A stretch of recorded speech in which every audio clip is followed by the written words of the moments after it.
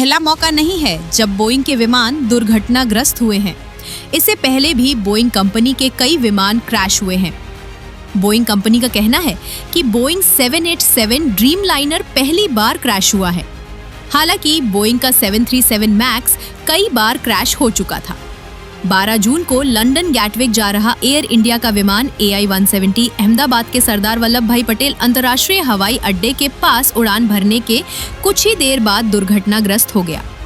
इस विमान में गुजरात के पूर्व मुख्यमंत्री विजय रूपाणी समेत 242 लोग सवार थे, जिसमें 10 क्रू मेंबर, 2 पायलट और 230 यात्री थे।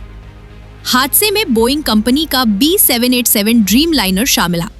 ये पहला मौका नहीं है जब बोइंग के विमान दुर्घटनाग्रस्त हुए हैं। इससे पहले भी बोइंग कंपनी के कई विमान क्रैश हुए हैं। बोइंग कंपनी का कहना है कि बोइंग 787 ड्रीमलाइनर पहली बार क्रैश हुआ है। हालांकि बोइंग का 737 मैक्स कई बार क्रैश हो चुका था। साल 2018, 2019 और इस विमान को अपडेट करने के बाद 2024 में भी ये विमान क्रैश हुआ था, जिसमें 500 लोगों से ज्यादा की जान चली गई। वीडियो को एक लाइक और शेयर जरूर से करिएगा दोस्तों, प्लीज।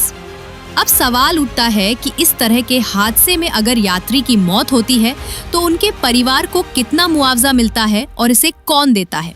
आइए जानते हैं एयरलाइंस कंपनियों के लिए नियम क्या है। आज के समय में विमान से सफर करना जितना सुविधाजनक है, उतना ही जोखिम भरा भी हो सकता है। किसी एक गलती की वजह से अनहोनी होने का खतरा बढ़ जाता है। ऐसे में एयरलाइंस कंपनियों और DGCA की तरफ से कुछ सख्त नियम बनाए गए हैं ताकि किसी आपात स्थिति में पीड़ित के परिवारों को आर्थिक लाभ मिल सके। घरेलू और इंटरनेशनल फ्लाइट्स के लिए ये नियम अलग अलग है। अंतर्राष्ट्रीय उड़ान में मृत्यु या शारीरिक चोट की स्थिति में भारत में परिचालन करने वाली एयरलाइनें मॉन्ट्रियल कन्वेंशन 1999 के नियम से बंधी हैं, जो एक अंतर्राष्ट्रीय संधि है जिस पर भारत ने भी हस्ताक्षर किए हैं। इस कन्वेंशन के तहत 128,821 तक विशेष आहरण अधिकार SDR यानी प्रत्येक यात्री के लिए लगभग 1.4 करोड़ रुपए दिया जाता है। अगर ये साबित हो जाए कि एयरलाइन की गलती से ये एक्सीडेंट हुआ है तो ये मुआवजा और बढ़ सकता है।